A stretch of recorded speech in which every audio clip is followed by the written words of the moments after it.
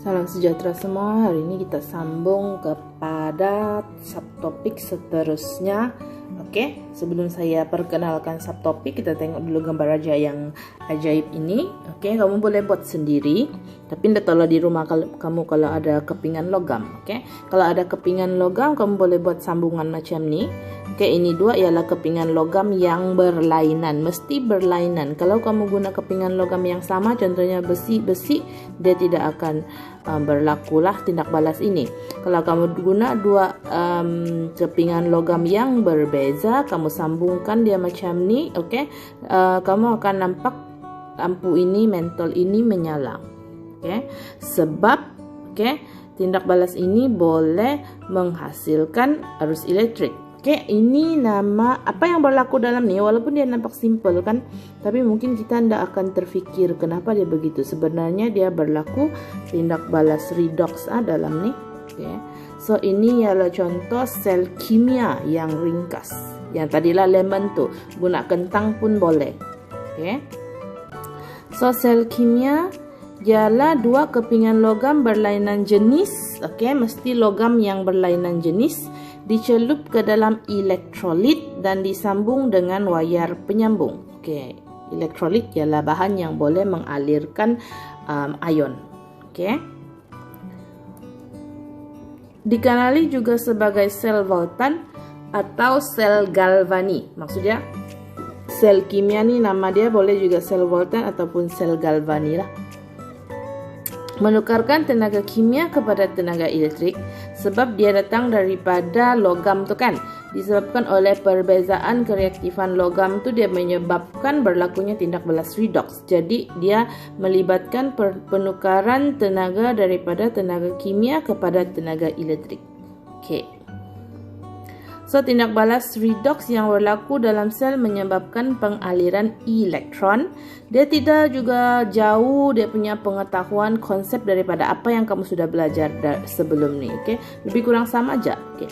Beza keupayaan yang dikesan pada voltmeter menunjukkan arus elektrik terhasil. Maksudnya kalau kamu celup, dua kepingan logam kan, celup, lepas tu kamu sambung, sini ada titian garam. Oke, so di sini voltmeter ni akan menunjukkan bacaan. Dia bila dia menunjukkan bacaan, bermaksud dia berlaku pengaliran arus lah. Oke, kadang ada eksperimen yang dia bukan mau ukur voltan, dia tukar di sini mentol. Oke, so mentol tu akan menyala macam lemon yang tadi lah. So kita tengok macam mana sel kimia berfungsi. Oke, so ini ialah sel kimia yang kita celup. Yang ringkas, kita celup dalam satu elektrolit yang sama. Okey, satu saya mau kasih ingatkan, kalau lukis radas, dalam exam, kasih biasalah kalau kamu lukis larutan mesti ada titik-titiknya. Menunjukkan dia ialah larutan. Kalau kamu lukis begini saja, lepas tu kamu kasih biar dia putih, dia tiada marka. Mesti ada titik-titik. Jangan juga kasih gelap-gelap, kasih shading-shading. Buatlah titik-titik yang macam ini. Oke. So, langkah pertama, kalau dia bagi E0, ini adalah nilai E0. Sudah belajar sebelum ni kan yang kita susun, ikut kereaktifan tu daripada di atas. Di atas, yang duduk di atas bernilai negatif, makin dia ke bawah, makin dia positif. Nilai dia yang ini E0. Oke, jadi langkah pertama kita mau tengok elektron mengalir ke mana. Kita mesti tengok siapa yang kaya dengan elektron, siapa yang senang mau lepaskan elektron. Jadi semacam yang kita belajar sebelum ni, yang duduk di bahagian atas senarai itu, dia adalah kurang positif. Kamu tengok negatif 2.38 dengan positif 0.34. Siapa yang kurang positif ataupun lebih negatif? Lebih negatif ialah Mg kan. Jadi Mg lebih negatif. Negatif bermaksud dia ialah ejen penurunan yang baik, yang kuat. Berbanding kepingan kuprum. So dia lebih negatif, ejen penurunan yang kuat bermaksud dia punya tugas dalam ni ialah derma elektron. untuk tindak balas berlaku mesti ada pengaliran elektron. Jadi mengalir dari mana ke mana kita tengok daripada E0, siapa yang lebih negatif, dia yang derma duluan elektron. Okey, barulah tindak balas boleh berlaku. Mesti ada salah satu dulu yang derma. Okey.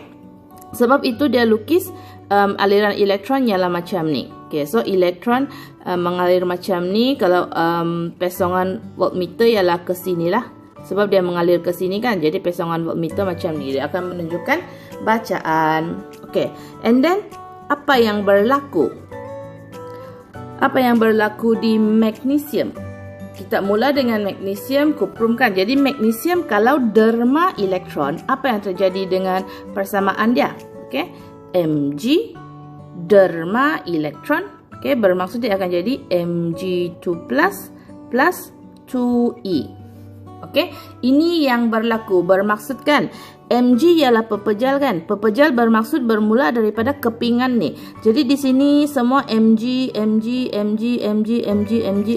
Jadi bila dia melepaskan elektron dia akan jadi Mg2 plus. Jadi Mg2 plus pergi mana? Mg2 plus terlepas keluar, masuk dalam elektrolit. Okey, berenang dia enjoy. Okey, jadi elektron pergi mana? Elektron naiklah, pergi sini. Okey, dia akan mengalir ikut wayar luar tu, litar luar nama dia. Okey, jadi kalau saya minta kamu ramalkan pemerhatian pada pita magnesium, cuba. Nah, fikir dalam otak. Okey, magnesium akan menjadi semakin nipis. Dia akan kuruslah. Kenapa?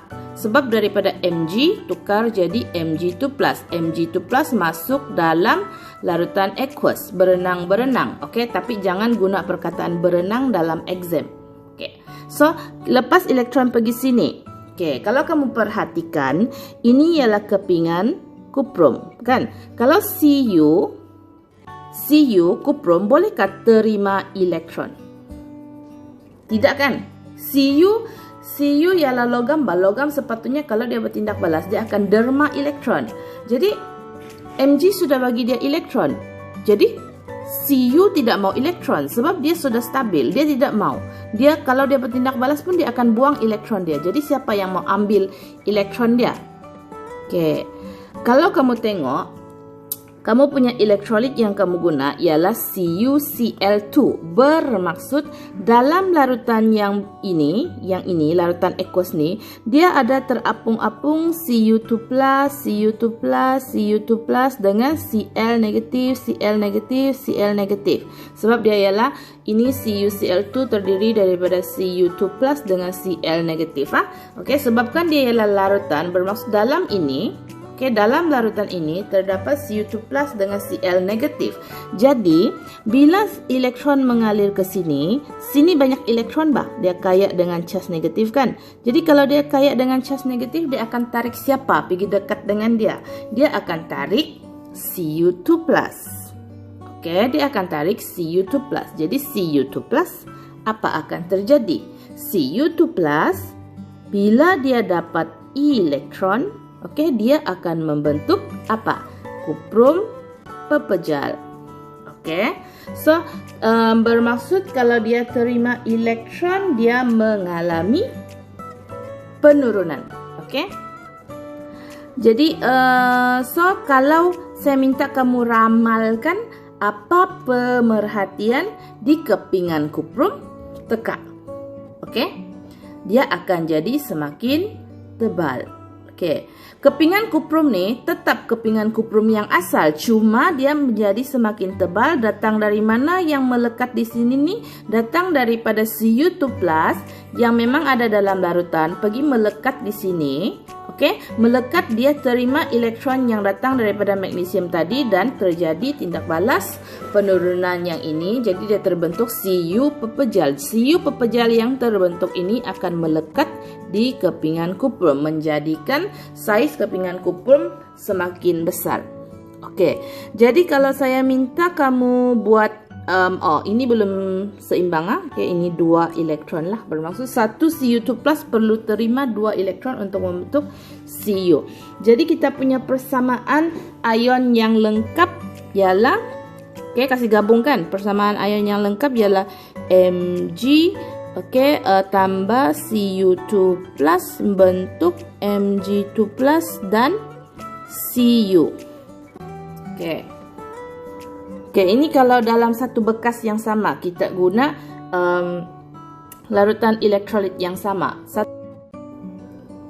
Next, kita tengok sel kimia ataupun sel Daniell nama dia. Kenapa sel Daniell? Sebab orang yang cipta benda ni nama dia Daniell. Jadi ini nama dia sel Daniell. Oke, so sel Daniell pun guna konsep yang sama. Oke, tapi dia menggunakan titian garam di tengah-tengah ataupun gunakan pasu berliang. Oke, pasu berliang dan titian garam ini kalau ditanya, sebelum ini saya sudah terangkan fungsi titian garam ialah membenarkan ion bergerak melaluinya. Oke, maksudnya ion tu boleh bergerak dengan bebaslah di antara sini. Oke, nanti saya akan bagi video untuk kamu tengok apa maksud dia membenarkan ion. Kenapa ion perlu bergerak secara bebas? Oke. So, ada 2 jenis sel Daniell lah. Satu guna titian garam, satu guna pasu berliang. Sama saja, kita tengok contoh. Satu contoh saya akan terangkan guna contoh yang menggunakan titian garam. Oke, sama juga langkah pertama, tentukan dulu siapa yang derma elektron. Mesti ada yang derma elektron baru boleh berlaku tindak balas. Jadi kita tengok dia punya E0. Sebenarnya kalau kita tidak tengok dari E0, kita tengok daripada kedudukan logam zinc dengan elektron dalam siri kereaktifan logam, kita pun boleh teka siapa yang derma elektron. Siapa yang duduk di atas dialah derma. Tapi kalau soalan bagi kamu E0, kita perlu bincangkan dari segi E0 dialah. So kalau kita tengok di sini E0 untuk zinc ialah negatif 0.76 volt. E0 untuk kuprum ialah positif 0.34 volt. Jadi pahat dalam otak dalam siri itu, siri keupayaan elektrod piawai, siapa yang duduk atas bernilai negatif. Bermaksud zinc duduk di atas kuprum dalam siri itu. Oke. Jadi siapa yang duduk di atas, siapa yang bernilai kurang positif atau lebih negatif, dia akan bertindak sebagai terminal negatif, yaitu ini. Terminal negatif ialah dalam sel kimia, terminal negatif ialah anode. Ingat, terbalik dengan dalam sel kering. Ini ialah cathode. Terminal positif ialah cathode dalam sel kimia. Ingat, dia terbalik dengan bateri yang kita belajar. Yang positif nama dia anode. Itu terbalik. Terbalik. Ini sel kimia terbalik.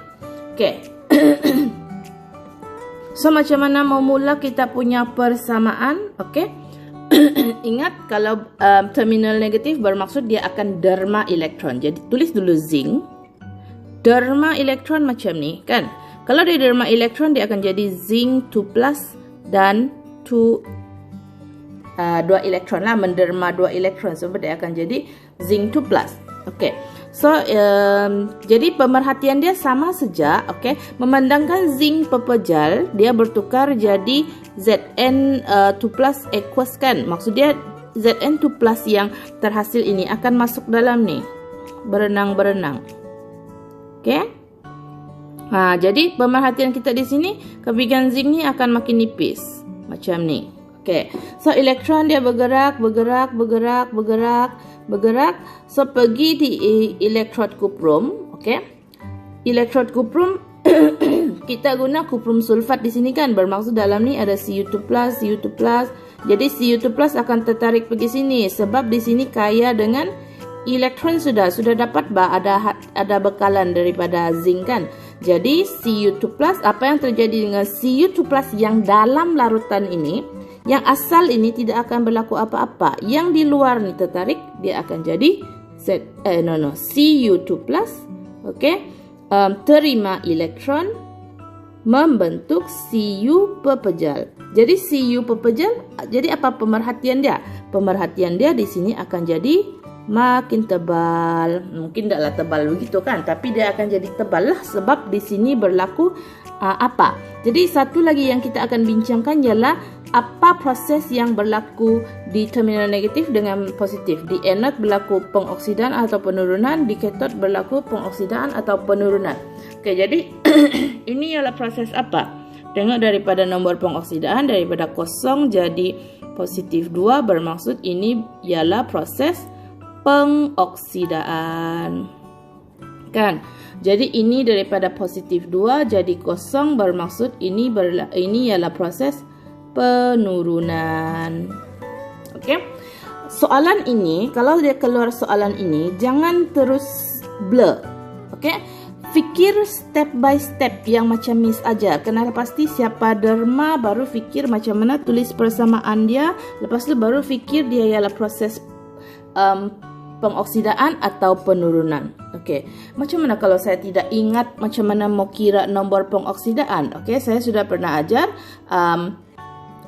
red cat kan, reduction at cathode. So kalau ini ialah cathode, bermaksud di sini berlaku reduction, iaitu penurunan lah. Okey, so apa yang perlu dipahat dalam otak ialah penurunan ialah menderma elektron. Okey, dan penurunan berlaku di cathode. So bila sudah kita buat macam ni, okey, persamaan ion dia kasih gabung sajalah, kan? Okey.